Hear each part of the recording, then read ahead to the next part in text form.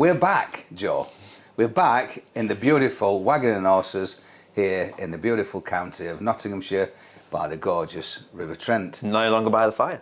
Well, it's a little bit too warm. We've got a ball of fire that's coming through the window, which, if you watch the last episode of the Mixing Bowl, you will have seen it beaming down, and I've just finished peeling where I caught the sun, because remember, folks, sun cream is one of the most important things that you can put on when you go fishing, especially around the old lug holes at the back of the neck. I've started to wear it a lot more than I used to do in my younger days. Me too. And but today we've managed to come inside. Get out of it. Myself, Mick Biles and Joe Caris, and this is this episode 10? 10. We've hit double figures. Yeah. And what a journey it's been so far. A milestone, isn't it? This? Yeah, so I suppose it were only fitting that we came back into the real home of the Mixer Bowl, which is this beautiful pub here. And it is a beautiful pub. We've replaced the fire with a very large cage feeder. It's a nice mess that. I might take that from a pinky riddle. And we're here to we talk to you once again about all things fishing and all the subjects of. So, what we've been up to, Joe? Oh, we've been busy, haven't we? We've been. I think it's never been, as long as I've been with Nufish, I don't think it's ever been busier for you especially. Yeah. And it's exciting times, isn't it? You reap what you sow, don't you? For the brand, yeah. But I think we've took on a few new things this year. Obviously, the Nufish All England Champs. Yep. That's took, even by my sort of never underestimate anything standards. Even that's been quite a big job. Big job. The tickets will actually have been on sale by the time you watch this. Not on sale. So, yeah, you can't tell yourself, can you? People will register for a ticket, and hopefully they're gone. Yeah, that's as it happens. We're filming right about the same time as that's going to happen, and so we'll be interested to see what's happened there. Because of course, don't forget, it might be that nobody wants to come and fish a match with no cost and no winnings. It might be that everybody does, and it might be that we only see people we've never met before, or it might be that we see people that everybody knows. So we'll see. We'll see. It's like weird times for that. 'Cause I'm a bit nervous. Are you a bit nervous? No, I'm excited rather than nervous because, but I don't fear failure. Yeah. And I think that's probably an interesting thing that most people, naysayers and negativity, and you can't do, because ultimately, as long as nobody gets hurt or upset, or we don't offend anybody, then we can have a little go at anything we want. Yeah. Which is what we've also done, something that we've been up to recently, which is the first ever Nufish coaching day. And it is a Nufish coaching day. It's not a one-to-one group coaching. Yeah. We sort of come up with the idea between us, didn't we? We were like, why don't we do group coaching, but do it for free and almost do it as like competition winners on our Nufish Anglers group on Facebook. If you haven't joined that, you should do, because it's a great place to be. And we had our first one last week, didn't we, at Rookery Waters? Yeah, brilliant. And I've never really done any coaching. I don't think you have. I've done odd bits. A tiny bit. Yeah, odd bits. I did some with some pole fishing with the stars back in the day. Similar format, to be fair. Yeah. Like a group thing. Never really done it before. Didn't really know what to expect. Obviously, we didn't really know any of the people. There's a couple of lads that I know personally from a local lake. A few fellas that we see at like the shows and stuff like that. Yeah. But it actually turned out to be a brilliant day, didn't it? I was so happy with it when I'm driving home. I thought we did. So just for the people that obviously weren't lucky enough to attend, or the people not seen that, the format, we just basically put a competition out on the page, and then 12 people won the opportunity to come. Yeah. Rookery Waters is in Cambridgeshire. Yep. And we've done them at Packington, Alders Farm, and Aston Park. So already full, by the way. Yeah. But yeah, so we've tried to spread it out, didn't we, the best we could? Yeah, that's West Midlands. We've got, I thought the East Midlands, Cambridge, somebody corrected me. It's not East Midlands, it's Cambridgeshire. But when you come from where I come from, it's down the east and it's somewhere in the middle, East Midlands. And then West Midlands, obviously, at Packington, which is accessible from the M6 and the M5. Yep. This was accessible from the A1 north and south. Obviously then... And we've got two on the M1, basically, with Milton Keynes and That's Sheffield. right, Milton Keynes is in the south as far as I'm concerned, but I think geography, we could talk about that all day long, couldn't we? You never win on that one. No, and the thing about the main area of fishing population is that, and they call it the north. For me, it's not. It's just like in the centre of the country, which starts a lot further north than me. I mean, the Middlesbrough Stockton Tees, massive community of fishermen. Great fishing. That's actually 100 miles north of me. Yeah. 100 miles. Yeah. Woodlands Thirsk, a venue that most people in the south probably think is on my doorstep, is 76 miles in a northerly direction from me. But anyhow, we digress. It's not a geography lesson. It's and it's certainly not an argument about whether the whole fishing's in the north or the south. So off we went, didn't we, to Rookery Waters, which is a fantastic day ticket venue.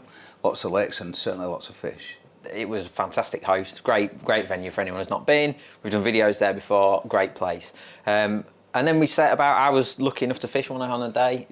Got the guys around. Did like a nice little bit about how I was going to approach the session, how I'd approach a venue of that type, the baits you need.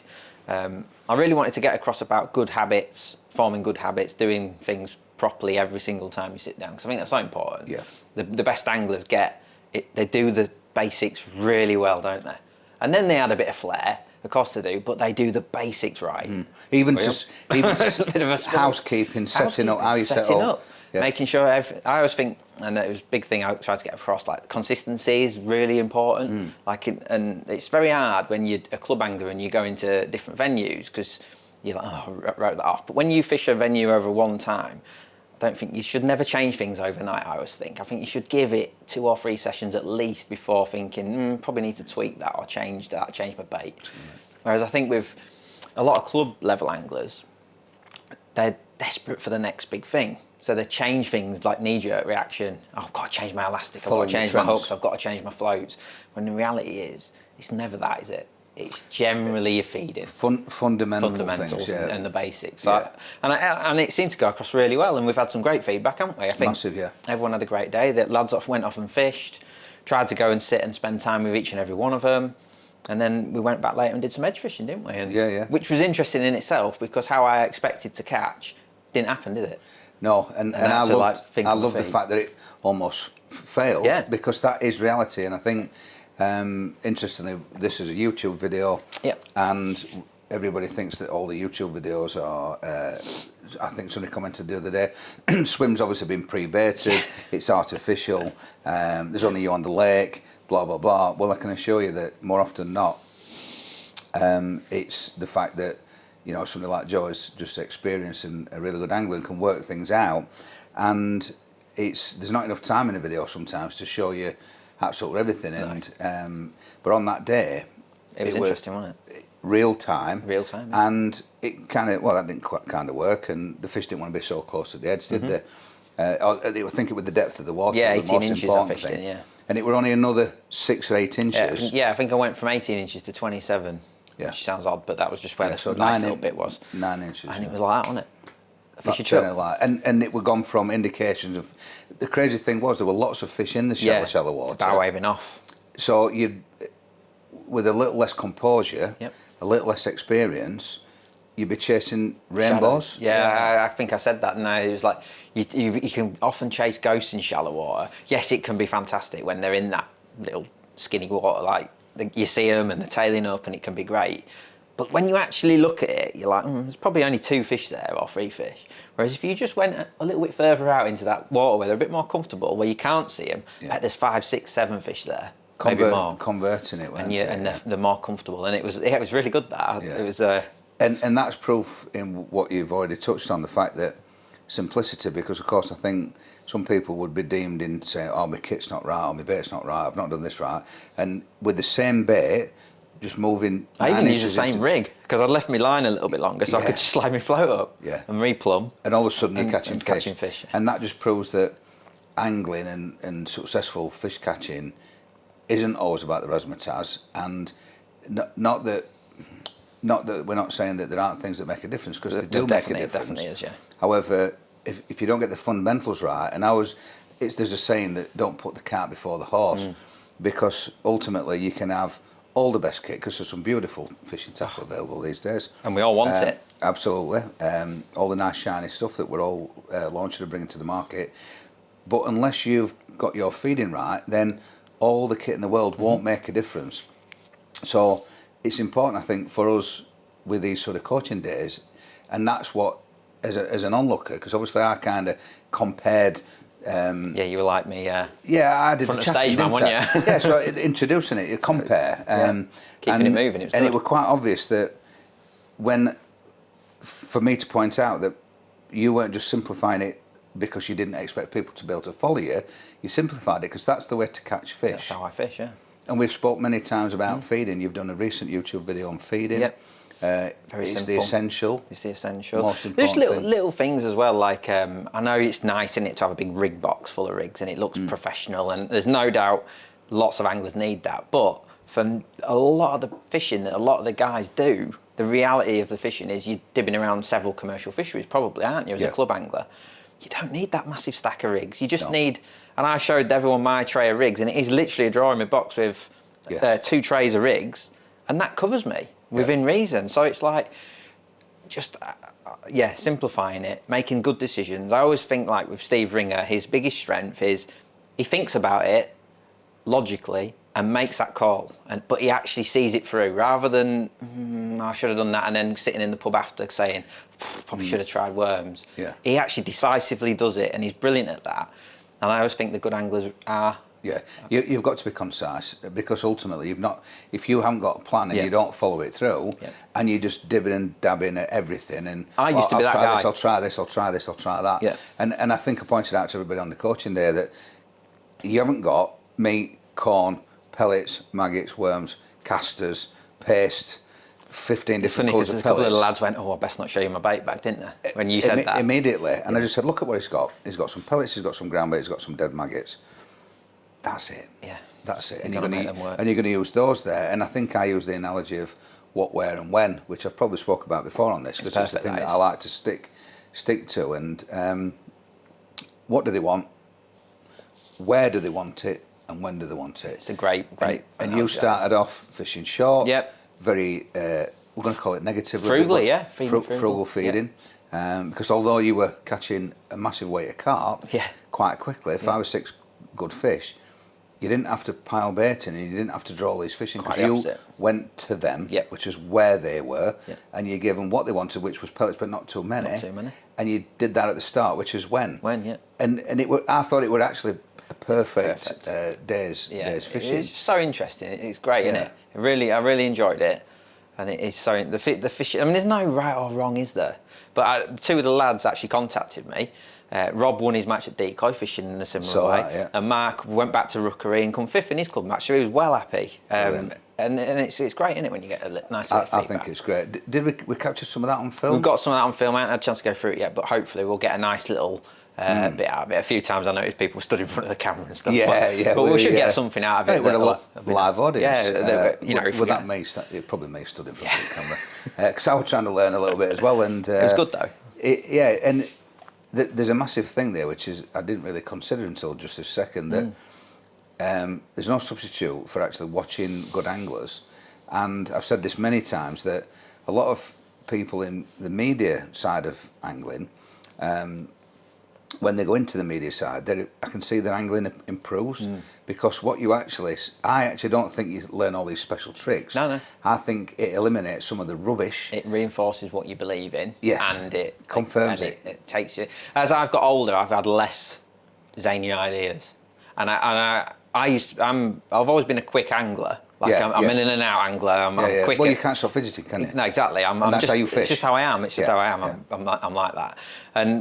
But as I've got older, I actually think I'm better now as an angler, because I actually have that skill now of actually just taking stock of the situation. More composed. I'm more composed than I used to be. Whereas I used to be like, oh, I've got to do this, got to do that, I've got to do this, make this work, keep throwing bait in, they'll come. Whereas now I'm actually, think about it logically. Lee's good at that, Lee Kerry. Very logical angler. Well, he's Captain Sensible, isn't he? Captain Sensible, but he's very thorough and he's logical. No, that's not working, I can do this now. Yeah.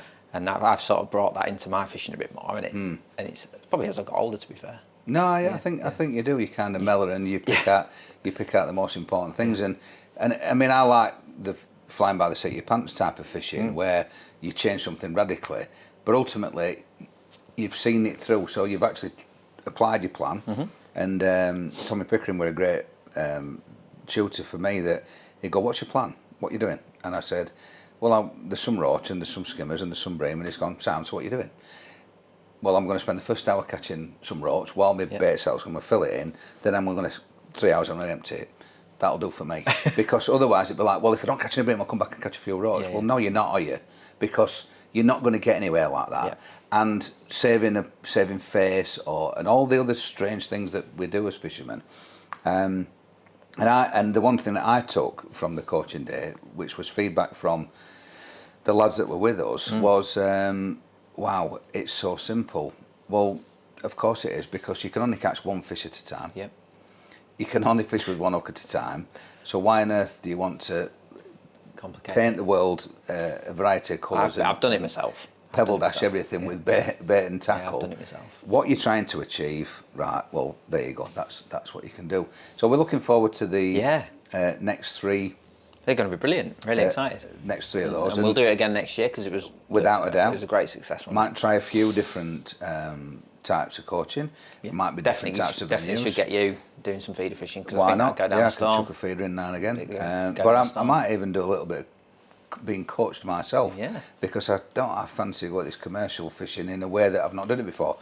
Commercial feeder fishing, I don't mind that at all, but you know, the sort of things that you do, pellet tapping and stuff like that, and it's probably because it's all a bit too dink dink dink for me. I'm more of a composed, set your piece, you know, long game, and But I do think there is fishing styles and venues and times where that style would work really well, and I think you'd do great at it. Yes. There's so many good anglers I know who fish the same venues as me, and I'm busy and I'm in and out and I'm catching loads of fish, but these guys are totally the opposite. They'll set a little trap, they take one fish at a time, feed a bit more bait, and they do brilliant as well. So it's like, there's more than one way to skin a cat. Brilliant, absolutely. So it might be just worth asking our great audience here that, what if we do coaching days next year, what would you like to see? And I know you're going to say canals, I know you're going to say rivers, natural venues, because there seems to be a massive lack of that, and we can do that. But on top of just about filling in the gaps that you think are currently there in lack of coaching, what is it that you'd be looking for from coaching? Do you think there's some massive secrets up the sleeves of great anglers like Joe Caris, or is it the fact that you just want to peek over the side tray and see if your suspicions are really right, and it is as simple as it looks? Because you've heard it before, and you go in the tackle shop, you must have heard it when you were on the road a lot. They're going to say, oh, he's catching such and such because he's got that, he's putting that stuff in his paste. He's got that Nigel's got that stuff. I used to do it all the time when I used to be club fishing at Starbeck. Oh, such and such is putting whey protein in his paste, he's putting this in his paste, he's Red Bull he's putting in his... No, he's just doing it right. Yeah, he's just doing it right. He's just fishing it well. Feeding at the right time, the right place with the right thing. Yeah. Brilliant, absolutely brilliant. And, I mean, fishing's a great thing, which... Fantastic. Obviously, the sun comes out and everybody's loving life, and fishing's a great place to be. Few people knocking about, John, aren't there? I can't believe it. I honestly can't believe it. Obviously, as a match anglers, we're probably... We see what we see, don't we? Because you're there for a certain amount of time on match days. So you rarely... We're probably in a unique situation because we're there a lot on non-match days as well. Filming and stuff. But you don't generally see it, do you? You're just like, oh, you don't really pay much attention. You know, you just, oh, there's a few people about. But I've been taking my kids fishing quite a lot recently, and the lakes are full of people, families fishing, and just people out, people on chairs fishing. It's great to see. I don't know what's going off, but all our customers, all the retailers have all said that business is really good. Really good. We're certainly busy. Back at HQ at Nufish, shipping out goods, and I think there's just a general feel-good factor, and all sorts of things affect how many people go fishing, because we've spoken about the lack of fishermen, is fishing on the wane, people are, you know, all the negative things that we don't really, you know, want to sort of dwell on. No, because ultimately that it's all downbeat, but I actually think there's hundreds of people going fishing. Everywhere I've been, there's been people going fishing. You know, obviously at Rookery there were people there when we went there. I called in at Aston Park Fishery yesterday, ahead of an open day that we're doing, and there were loads of people fishing, and there were people out there. Couples were out there. You could see there were a few retired people there. There were some youngsters there on a school day. Who knows? I don't know what's going off there. And fair play. Good on them. They'll have got a note, won't they? Our Peter can't do PE because his kit's not worth it. Yeah. And been there, done that. And are we saying that fishing is popular at the minute? I think fishing is popular. We've had a great spring weather-wise, haven't we? I mean, I can't remember any rain. We mentioned that last time, but we generally can't. And we're 2 weeks on from last time, and same again. But like I say, we're seeing families, and I spoke to Sean Smart from Bishop's Bowl yesterday, and he was saying the weekend it was rammed with families fishing. Brilliant. You know, blanket out, mum and dad there, bit of a picnic, kids are having a bit of a fish, having a great time. And he said it's noticeable. There's more this year than ever, which is brilliant, isn't it? Yeah. What a great thing to see. And I keep seeing the same thing. No, and I think it's probably worth saying, and probably said this before, but fishing's very fragmented. Yes. I fish in a certain style. I've just spent 2 days at Southfield. One was a bait take feeder master sub league. The other was a bait take feeder master individual competition. I was there the previous Wednesday for the Nufish Feeder King qualifier. I didn't catch a great deal because it's not fishing particularly well, and I weren't fishing particularly well. Although I think you're not drawing very well. No, but I don't want to be that mono who draws bad. I think you can get away with that. But I'm pigeonholed because that's where I've been. Well, I was thinking, me and you could go fishing on 30 matches a year and never cross paths, me and you. No. And yet, we're both true. Match anglers. And we would never cross paths because we're fishing 2 totally different arenas. Yeah, good point. Yeah. That's a really good point. Yeah. And you won't see Dan Hull, just for instance, you know. But everyone's fishing. It's just we're never going to cross paths. We fish in different places. Yeah. And that's interesting because, of course, we've had 1 or 2 people talk about day ticket venues, some being popular, some not, some saying that it's not working for them, they're not getting the attendances they should get. But yet I see other places where you can't get in the car park. So is that the diversity of fishing? Is that the fragmentation of fishing, that people want to go to a certain type of place? What's your thought? I think it's quite interesting because I do think people, and this goes back to the families fishing, that kind of thing. I think people now expect the whole package, don't they? And you know, Aston Park, cafe, toilets, tackle shop, great car park, great access, easy fishing. So it's the full package for anyone, isn't it? Yes. Whether you're a match angler, a newcomer, whatever, disabled angler, you can do it there, and you can have a nice time.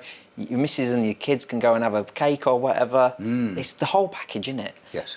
Bishop's Bowl, exactly the same. Whatever you want to do there, carp fishing, you know, messing around with a little whip. He's got specimen everything. fish. He's got everything. And he's dedicated different lakes to different styles of fishing. And he's got a cafe, he's got a tackle shop, he's got great toilets, great access, Rookery the same. And you think, that's the whole package, and it's no wonder they're busy. They've created this Partridge Lakes, another one. Yeah. They've created this beautiful environment where you just got to turn up, and you can do whatever you want there. You can go fishing, you get your breakfast, you can get your lunch. You've got excellent toilet facilities, which I know isn't. It's a big thing, isn't it? It's a big deal, especially if you want women and kids to get fishing as well. Absolutely. Gone are the days of, you know, I were on the Witham, for instance, as a kid, and the nearest toilet was back at home, an hour and a half away. You had to go wild in the bushes type thing. And ultimately that's what it was. But once you provide the next level, I mean, for goodness sake, we never had a mobile phone. No. Would you leave home without it? No, would you not? So once you've got a commercial fishery that's got ingredients, fish. Great fish. Lots of fish in front of you. Love them or hate them. Love them or hate them. You sat down and you're looking at some fish. And you can park. You've got dry land. You're not climbing down the rocks. There's massive advantages to them, isn't there? Massive. But then all of a sudden somebody took it a step further. They put facilities onto cafes, a toilet block, and all the trappings and all, as you say, everything you need, all in one place. Yeah. So ultimately, as we elevate, or as these places elevate their service that they provide, does that then leave other places sort of I think so. lacking? I think so. Although they were great, but now that's more. The next step. Because I've noticed society seems to be a lot like that. I mentioned the mobile phone. You try managing without one. Yeah. And I remember good old days when you left home, see you later, I'll be back. When I'm back. I'll probably be back for 6. If I'm not back for 6, I've won something because I'll be in the pub spending the winnings. and because it were an hour and a half there, an hour and a half back, and match finished at this time, and blah blah blah. And I noticed that when commercial fishery matches first started, that it changed the dynamic. It changed the day out. So once you've had a taste of that, it's hard to, which is happening in society in general. Where's your Wi-Fi? First thing they ask, where's the Wi-Fi? Yeah.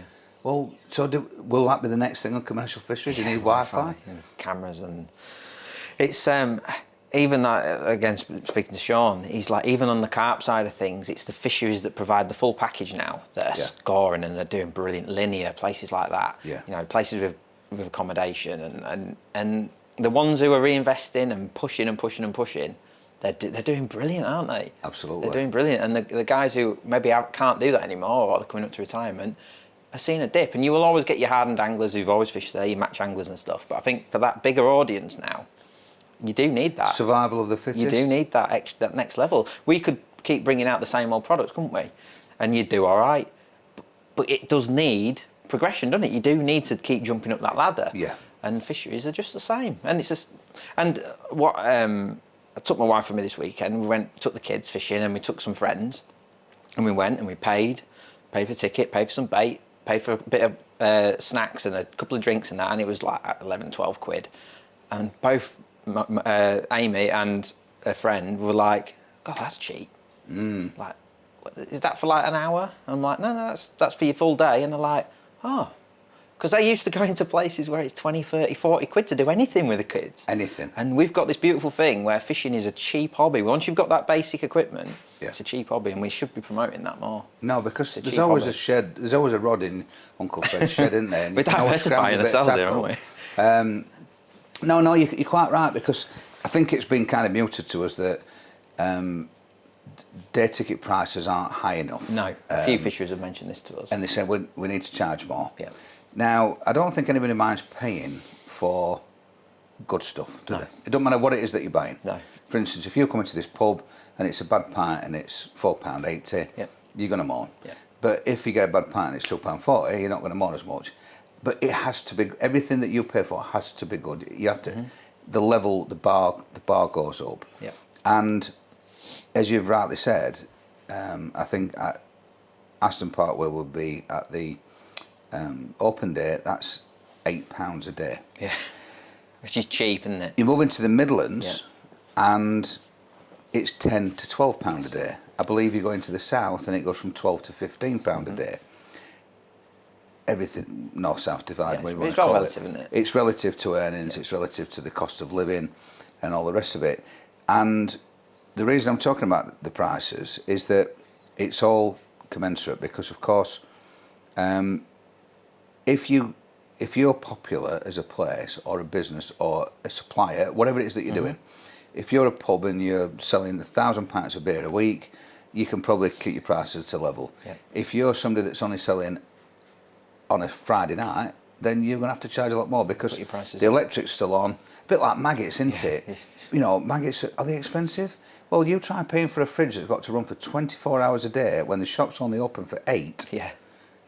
So the other 16. You're not even open on a Sunday or whatever. Exactly. And can't just turn your fridge off, it's a can you? cost off, and that comes into fisheries, because we had a question on the Mixing Bowl, one of the episodes, that said about the families, taking the families to commercial fisheries. What should we expect from a modern commercial fishery? And I think not all fisheries are made the same, are they? They're not equal. Not all people are equal, No. and not all fisheries are equal. And if it's a small place, it's impossible for that small place to generate enough income, because there's not enough pegs. If you took a 20 peg lake, beautiful little lake, and you filled it, and it's only on average about 30% of the year, because it rains most of the time, it's frozen the other part of the time, it's wet and windy, it's work days, it's school holiday, blah, blah, blah, blah, blah. So you're just going to fill it. The actual, the income and turnover that can generate is not enough to reinvest, to pay the person that owns the thing, or rents it, as the case may be. Let alone put a nice toilet block on. Exactly. So, like all things in society, the best big are getting bigger and best are getting better, and Yeah. and it's an unfortunate thing, isn't it? You have this problem where. But it's okay to have different levels. I don't think we should be treating them all the same. They shouldn't all be I £8 quid. agree. They shouldn't all be £8 quid. No, They shouldn't no. all be £6. Some Absolutely. probably should be 15 quid a day. Yeah. And some should be £8 a day or 6 quid a day or whatever.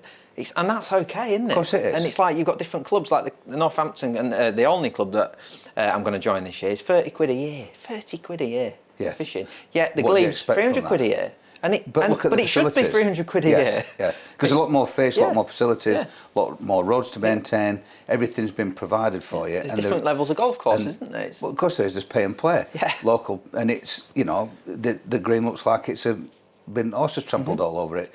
But then when we fished at JCB Lakes on a feeder masters qualifier, I was up at the golf course. It's 35 grand a year to play there. Beautiful there, isn't it? £35,000 a year to play golf. Now I'm sure that he's doing that because he don't want anybody playing golf. But trust me, there were people, playing, and I'm told there were a waiting list. Yeah. So there's somewhere for everybody, isn't there? For everyone. And one of the most expensive day tickets that we fish at is Barston Lakes, and we have to book 2 years in advance. Yeah, rightly so. It should be because expensive. it's a brilliant fishery. It's full of fish. When it needs more fish, he puts more fish in. He's just built a road down the far side. The clubhouse facilities are amazing. Yep. It's a great place, and you have to queue to get on. Yep. And so therefore it's all relevant. So the difficulty is that, it depends on the place, depends on the facilities, and it depends how big it is, really. There's a lot to consider, isn't there? Hell of a lot. Because even though I speak to Sean yesterday, I was like asking him about how much he spends on fish a year. He says he doesn't really spend that much on fish because he's happy with his stocking levels and stuff. But he says his biggest expenditure is feeding them. Really? Yeah, he says he spends more money on food than he ever does on fish. Because he's trying to get them to grow, he's trying to keep them healthy, he's obviously trying to create these bigger carp lakes and stuff like that. He's like, it takes a lot of food to do that. And we don't even consider feeding the fish, do we? No, so he needs people to fish, yeah, he needs to feed, but then when they don't go because the weather's cold, he's supplementary feeding them. Yeah. and that costs money. A lot. Especially if you're putting smaller fish in and they've got to be able to grow on, haven't they? It's an real interesting thing. And it's like the fishery pellet thing comes into the argument then, doesn't it, about the whole cost and Yeah, stuff. I didn't want to bring that up, but that's a great debate. But that is another income stream for the fisheries, whether you like it or not. A lot of them rely on that money. It probably subsidises the stocking of fish and the day tickets. Because if one or two people said to me, and I never really wanted to sort of air this, but obviously when you were going around all these fisheries, and some of them had tackle shops, and we'd supply them, and they'd talk about the negativity around fishery pellets, and I suggested to one or two of them, a bag of pellets were about £2 at the time. I'm sure that half of that were the cost and half were profit, if you like. Yep. And I've gone, why don't you just put £1 on the day ticket and let them bring their own pellets? That's an idea that I thought. But of course, you've got, not all fishers are made the same way. Some people do want to control what is entered into their lakes. Yep. Dan does that at Shearsby. He does his fishery pellets, but he genuinely does put antibiotics on them. Because he's a fishman, he puts bacteria repellent on them. He does actually use it as an income stream, admittedly, but he actually does do it to help the fish as well. So whereas and for some it's an income stream, and for some it's a genuine, they like to control. But the same reason as they don't want meat to be fed, and they don't want people throwing big buckets of ground bait in. And you never hear people complain that there's a kilo ground bait limit on a fishery, but they will complain that it's fishery pellets. And the fishery is obviously purely trying to protect oxygen levels and such and so on and so forth. But it's a minefield, isn't it? It is, because they're not all the same, and ultimately it wouldn't do for them all to be the same, because we're not the same. We don't want the same things, do we? No, what you want from your fishing is totally different to me. Yeah, absolutely. But the good news is loads of people are fishing. Yeah, and there is, yeah. And we're talking about the positivity and the upside of fishing. We're also going at the end of May, 31st of May, to another open day, which is all based around families and good times, which is the Alders Farm, which is that is just on the outskirts of Milton Keynes. Yeah. It's a beautiful fishery, that is. Really nice. It's almost like a bit of state lake, like tiered, like step down lakes. Just a really nice place. And when he told me that they're expecting 2,500 people, I was like, whoa, I wasn't expecting that. Great. I don't know how many I was expecting, but when he said that, I was like, blooming heck. And that's a mixture of people visiting for the general because they'll people. have birds of prey, Yeah. but they'll also have a try and fish type Yeah, they've of- got like to come and try for the first time. There's obviously all us guys there, which is a nice little bonus. But there's the falconry, come and get some food, and they've got like gun ranges and stuff to like air rifles and all that sort of stuff. So And other brands are going. I think Guru are going, and Fulker Baits are I going. think Dyra are there as well. Dyra, brilliant, great stuff, and Garbolino, I think. Yeah. Down at Cox Salmon Fry, them people. Nitro maybe. There's a few there on the So list. that'd be a great day, and be great to see everybody. So if you don't get, if you're not lucky enough to win a day's coaching, then maybe that's a great time to come and see us. Fantastic. We'll look forward to that. So I'm going to just top up my cup of tea, Joe. Try a job in it. Yeah, brilliant. So we're fully charged back up, and I was just thinking that would we be able to get 3 chairs and 3 cups around this small table? I think we're going to have to, aren't we?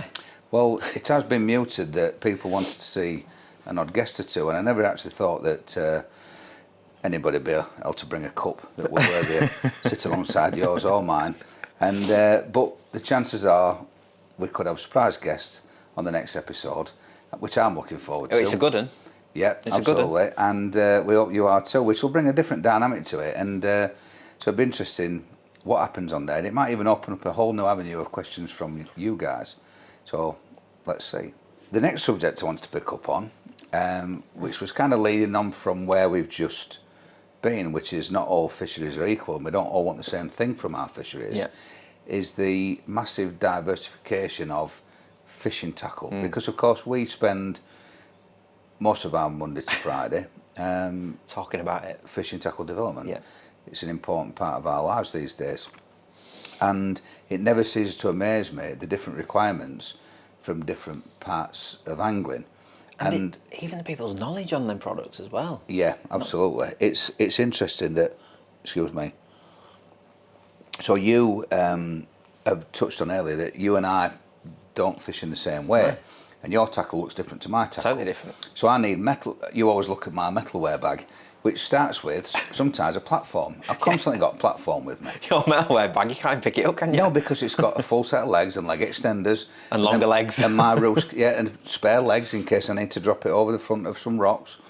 And then my roost kit, for instance, has got leg extenders, because sometimes I have to wear it out. And you've got brambles to get over and all sorts of Yeah, I business, have to carry a saw, and there's all sorts of things going off, which means everything then, when you go out into the water, you need more supports, more roosts, more kit, things to hold your tackle, bucket rings that have to go on your box, stuff that I need that you Don't even own. don't need. You probably don't even own, no. And we're getting a lot of questions about tackle development. Yeah. And why don't you do this? Why don't you do that? Why don't you make a bag this long, this short, this wide, this big?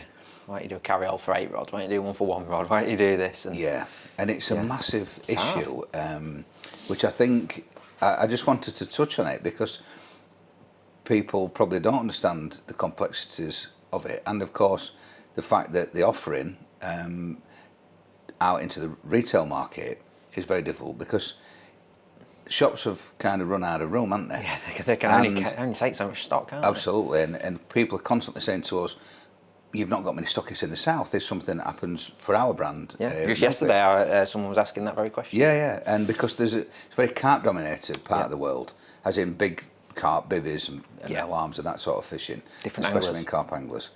And if one of those shops just wants to stock a bit of match fishing tackle, the chances are he's probably going to go with one of the more sort of developed brands who have a wider range of tackle. But even then, if they wanted to, say, offer Drennan and Preston and Daiwa and Guru, and then they wanted to stock some of our bits that were appealing, that fitted into a niche or something, then they have to make a decision, because if they took everything from every brand, They can't. there wouldn't be enough room, No, would they can't they? do it. They can't And it makes it really difficult to decide, do you develop tackle for the middle of the road, for instance? So do you do our rod bags where we have a 2/4 rod bag? It's a single zipped 2 compartments, but you can put 4 rods in there. I've even seen people can't you? put 6. I put 6. But it's perfect to put 2 rods in. Perfect. But then I've got people saying, I've got room for it, it's too big.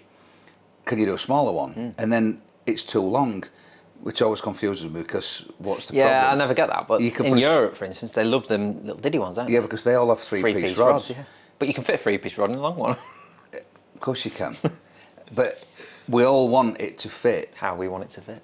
And is it because we all have different motivations in our fishing? So you're a serious angler, I'm a serious angler. We devote a bigger part of our lives to it. Therefore, we don't mind having bags that are too big or more than one bag. But I think... Or a van to put it in. Yeah. Is a big part in it. Because that was a massive thing. What about on the coaching day? Yeah, that's... You just... Tell us about the mode of forget, transport. don't you? You pull up in your van and you're like, oh, blooming heck, no one else has got a van. It was me and you had a van and everyone else had a car, didn't they? Of course they did. And you're like, oh, of course. Yeah, because we devote... Of course, yeah. Part These of our guys lives to fishing. aren't necessarily builders or whatever. They're just like professionals of whatever profession they're doing. Probably got a company car, a family car, and they use that to go fishing. And of course they do. Yeah. And I'm thinking, why don't they just have one of them bags? Probably because they can't fit it in the car. Yeah, it gets too bulky. It's as simple as that, yeah. Yeah, and it's a massive thing. So we've talked about it before. We've done it on the Nufish Anglers group. I think we've just started a poll off actually. Just started a poll, yeah. What mode of transport do you use for fishing? And is it a conflict? And the question I'm putting out there, is it a conflict as to what we designed for what we perceive to be the right products? Yeah. And when you've got some of these great brands, which have got some fantastic world-class anglers in, they have to develop products so that angler can use it. Because how on earth could you have a guy that couldn't use your own product? So you have to make a nice big bag for 10 Steve rods. Ringer to put his 10 rods in. 10 rods, yeah. But then most anglers don't even own 10 rods, not even close. But then provide one for John, who wants to come in his family saloon he's got his 3-piece 11-foot rod that he bought 20 years ago, and he could get into a bag that long. And he takes that just in case, wherever he goes, doesn't he? Yeah, just that's right. Yeah. So it's an interesting thing, and I don't really know it's difficult. Know what the answer is. It's difficult. It's difficult to be all things to all men, isn't it? Of course it is. Well, it's really difficult because I, for instance, don't take a hard thing for me top kits anymore. I actually gone back to using tubes, and I've refined everything, made it all fit into my pole holes on nice now. But you see, everyone, don't you? Got 2 or 3 of them big boxes now, don't you? Yeah, the hard case boxes. The hard case boxes, and I'm like, blooming heck. Yeah, a chap asked me, can you do one this big by this big by this long? And I just want to put my pole and 12 top kits in it. But then the next guy goes, well, I want one for a rod and that. And the other guy said, well, I don't actually own a pole, I just want one for a rod. I just want one for my top kits. And so on and so forth. It's so difficult. It's absolutely... Yeah. I think, but I'd love to know what people's vehicles are that they take the kit in. And if that does make a big deal when they go to purchase a product. Yeah. Is it a big part of their deciding factor? Is that, I can't actually get it in my car. It's got to be, hasn't it? No, of course it has. It's got to be. Because does that then mean that, as you said, you can't develop a nice small seat box because everybody wants the big shiny... I don't know if you noticed actually just going on that, because I use an Inception, which is a little diddy box. There was quite a few of them on that coaching day last week. Yes. Car anglers, light, nice small light box. It's easy to get in and out of your car. And I was like, oh, of course. Yeah. Of course it is. But then every time I go drive onto a commercial fishery, most people sat in a chair of some description. Yeah, they are. But and then that's confusing because you get somebody fishing on a chair with a hard case box for his poles, which he still wants to keep it safe, doesn't he? Or safe because it's a conflict. It's a constant conflict, and it's the confusion of you could have a catalogue that big and still not have everything for everyone, couldn't you? Do you know what I mean? That's the difficulty of our game. Exactly. We all see products in a different way. Yeah. And talking of which is really current for us. So we obviously just launched Exact line. It's a pole rig and hook length line. Get some great feedback as well. Beautiful. Obviously, we've tested it for a long time. We've touched on it before on this mixing bowl, but it's out now. It's on the market. Yep. And when I've bumped into people, if I've had a few spools in my van, and I've said, "Oh, you want to have a try this line?" And what sort of sizes do you use?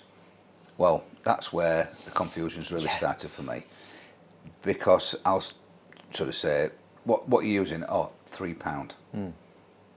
Now, I don't know if it's me being in a bubble, because everybody that I fish with and communicate with all work on diameters. I couldn't tell you what the breaking strains of Exact are. Could not tell you. I wouldn't even get close. Because you've looked at diameters. Because I looked at diameters, yeah. And I trust the breaking strain will be good.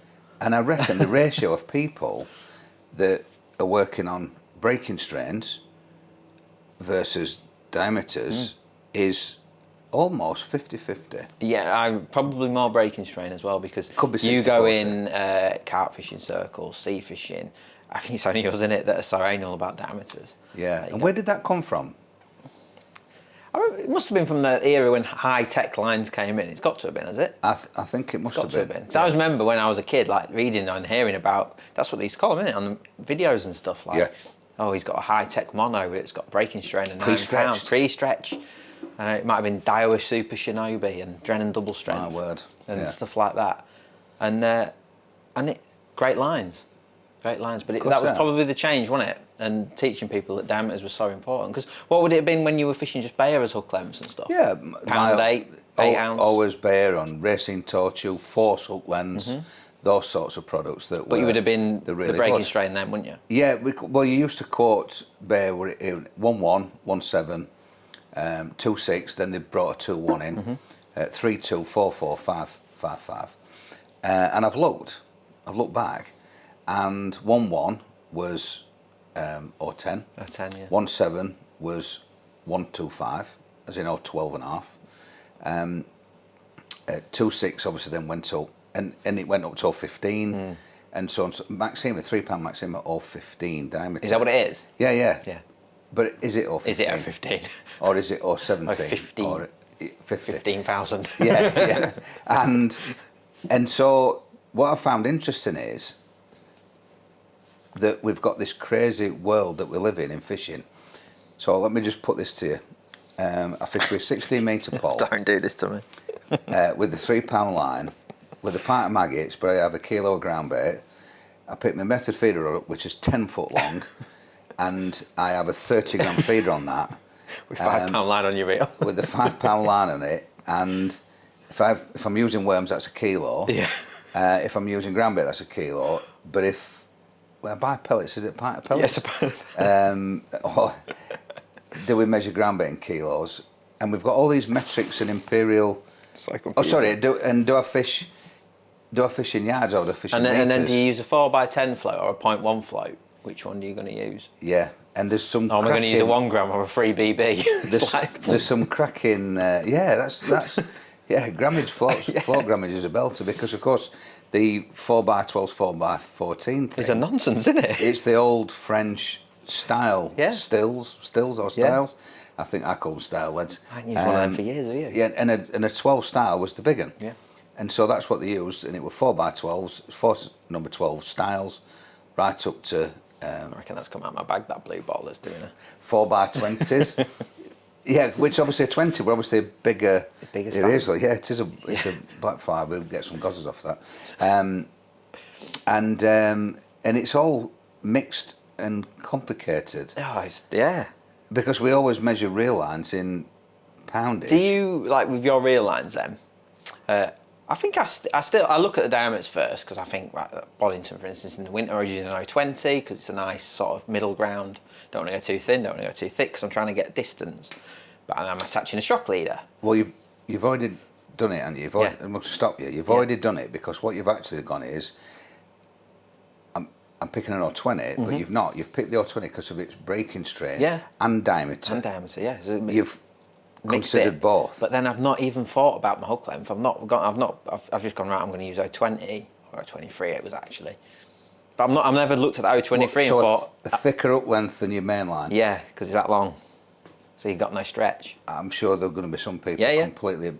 I think our audience, a lot of them are very experienced anglers. But if you but it's still a question I get asked all the time on YouTube. Like, why do you put a stronger? Well, you've got to imagine there's in that much line, you just go like that and it'll break, wouldn't it? Because there's no stretch in it. But over 100 metres, 30 metres even line, a real line, there might even detection, which is low stretch. There's still some give in it. Of course there is. There's got to be some give. So that's why you get you can essentially put a slightly stronger hook length on, can't you? Which is a funny thing. So here's a question then: are you using you're upping your hook length because of the length of it being shorter, therefore it makes it weaker than it would be if it were a long line.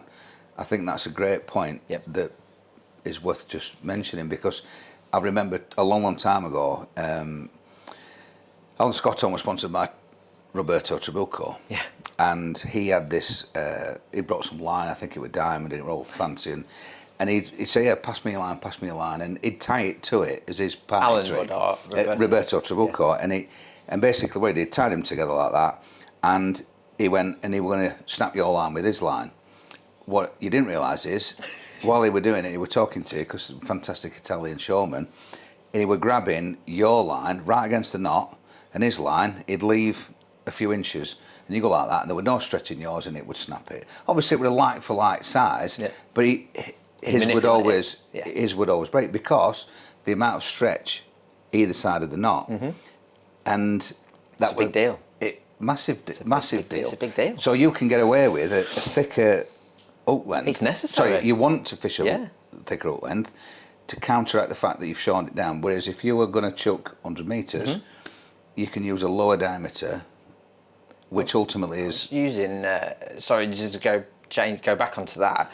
When I'm chub fishing, I use like a 2 ounce lead and a little short bolt rig. And at first, I was thinking I'll just use like my normal £6 and 8 pound reel line and just a general £6 mono as my hook length. But the bites were that aggressive and they were hitting the lead that hard that they would break the hook length on the bite. In the end, I've had to go up to £15 fluorocarbon, just something that's super strong. But with an £8 main line. Yeah, because they're hitting it that hard, they break you. Yeah, because they're not straight. It's a £3 fish. It's the inertia. It's that sudden boof, isn't it? And that's the thing that's so hard to... Yeah, but your £8 line, which is half the breaking strain, is never going to break off that bite, because it's all happened up against that solid. That shock against the lead, and it's like, think. And unfortunately, that's what you're up against with fishing, isn't it? Yeah. So you've touched on it, and people say, well, let's call them old school. Yeah. But they're not. It's just that they've always used breaking strains. Now they said that they don't work to diameters. So I've said to them, so you use break? Yeah. Never use diameters. Sound. I said, so when you're struggling for a bite, do you scale down? And you can see the cogs are going. And they've gone, yeah, you drop to a lighter hook length. I said, what, because you don't mind getting broke, or because you think you'll get more bites on a weaker hook length? Scaling down is a common term. I don't think it's in the Oxford Dictionary, but it's certainly in the Dictionary of Fishing. Yeah. And I scaled down and I got more bites. So they dropped the hook size, they dropped the line size.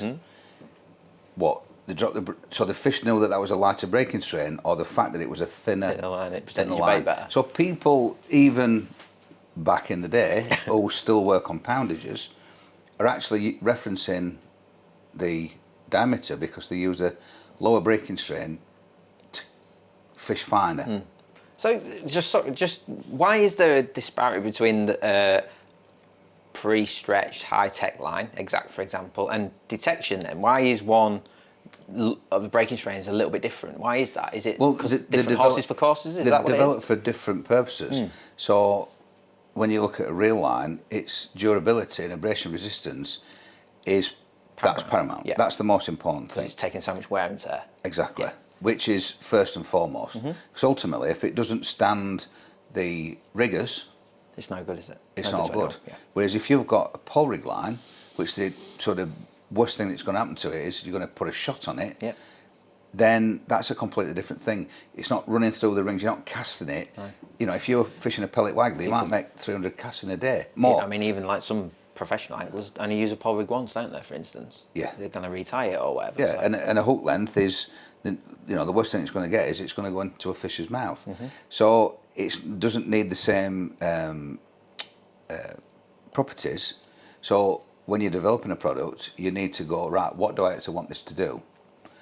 Well, it needs to be abrasion resistant, it needs to be durable, hard wearing, and have long life. Whereas a hook length has only got a short life. Yeah. It's 5 hours, isn't it, pretty much? So therefore, you can put more effort into its suppleness. You know, it can be slightly softer, it doesn't have to be quite as durable, but then it's linear strength, which then enhances knot strength and breaking strains. because the processes that are involved, you can't always have everything, can you? Someone did ask when we launched Exacta, like, oh, does that mean you're discontinuing detection? Well, no, they're two different things. No, rig and hook length line. Rig and hook length line, reel line. Absolutely. Yeah. You've got two beautiful lines there that do the job top notch. Yeah, because I remember, I think it was Water Queen, years and years ago, they had special on glaze, and then they had another one. I'm sure Lee Williams will tell us because he remembers everything. Especially about your amorphous pole. Yeah, exactly about that. And one was designed for a reel line, and one was designed as a hook length line. And because we were ill-educated, all these new high-tech lines, when there were Bayer Maxima and Silcast and all them things, and then all of a sudden these lines came, and we all tried to use them on a reel, and they didn't work. They failed because they weren't developed for that. It's not what they were developed for. They're for hanging static off a pole, and people who developed them fished like that. They didn't run it up and down and sliding your stick float up and down, or your waggler, or your two triple A's. They didn't work. And ultimately, I think that the thickness of a line is very important when it comes to whether it be a pole rig or whether it be a reel line. And I believe that you should have a slightly thicker ratio to breaking strain on a reel, because the thinner line just won't stand it. Well, you were saying even like when you go on feeder world champs and stuff, your feeder's in and out that often, rubbing on the line, that it actually wears through if you've got the wrong material on. And we talked about shot leaders for that very reason. Yeah. Sometimes you'll actually put a shot leader on not to cast off it, but to stop it if you're casting lots of fish for the wear and tear. So it's really important. Interesting. Yeah, so it's a big debate. Are you a diameter guy or are you a breaking strain guy? Ultimately, I think if you're a diameter guy, breaking strain isn't as important. You just move up to the next size. Yep. You just got to put a thicker one on because I need it to be stronger. What would you carry? Just out of interest, like I always remember when I first started going to Whiteacres with Lee Kerry. We obviously you're so excited, you do loads of prep and you do all your clems, and I'd have like 08, 09, 010, 011, 012, 014, 016, 018. And I went and looked at Lee's, and he'd got, in typical Lee fashion, he'd done it very pragmatically. He got 011, 015, 019. And I'm like, why have you only got 3? And he's like, well, there's not a big enough difference between them and that. So I don't really know why I would put that middle one on. He's like, whereas that one's a considerable jump up. So I'm either fishing light, I'm fishing medium, or I'm fishing heavy. And I'm like, that's good sense. And some people are like that. Whereas I'm like, I'll drop from 011 to 010. Reality, it's not making much difference, is it? No, but for some people, if they want their lightest one to be 08, but they think 010 in the mind is too thick, that's why there's an 09. But you might have some people go 08 or 10 or 12, and then you might have somebody else who goes 09 or 11 or 14. When we used to use Powerline, like 010 and 011 is a big difference. Yeah. For instance, isn't it? Yeah. So you'd use them too, or I find it fascinating, like the different preps. It's a bit like we were talking about the tackle development, and this guy wants a bag for 4 top kits, and this guy wants a bag for 8 top kits. This guy wants an 08, and this guy wants an 09, and they just in their mind they believe because there is a difference. There is a difference. Yeah. So obviously, one is thicker than the next, thicker than the next, thicker than the next. But what I was going to say is, if you're a diameter guy, then the breaking strain won't be as important to you because you're just going to put a thicker one on. Yeah. Which is ultimately, obviously, stronger because the thicker the stronger. In one brand or one model, as it goes up, the stronger it will get. I can't say that across between 2 brands or 2 products. But then if you're a breaking strain guy, you're actually just thinking about breaking strain. But I can assure you, a penny to a pinch of hope that they will also then go, well, this is it's a bit thick for that breaking strain. Yeah, so we get that a lot, don't we? They choose it by breaking strain and then go, well, it's not very thin for that. So you've got this massive difference of opinion on how people judge and classify. But all we can do is try and find a nice path down the middle that we're tried and tested. Things don't happen by accident. Use with confidence. I think that's what you can say, isn't it? Whether you pick exact detection, both great. Choice is yours. Yeah, both great. Yeah. Well, we're enjoying it, and so I love it. Yeah, I love it. I think we've rambled on long enough. Run out of tea. Yeah, we have run out of tea, and It's been a great chat. It's been quite technical actually, Yes. and we've got the upsides of fishing being great and the downsides of too much fishing tackle. But that's another story for You can never another day. have too I much fishing suppose. tackle. Well, no, I keep telling Amy anyway. if you look at my garage, you'll see that I'm not a fan of not having any fishing tackle. So, but we look forward to seeing you here on the next Mixing Bowl when a few things might have happened by then, and you never know. Thanks very much for tuning in, and thanks for your subscriptions and your support, and we'll see you on episode 11.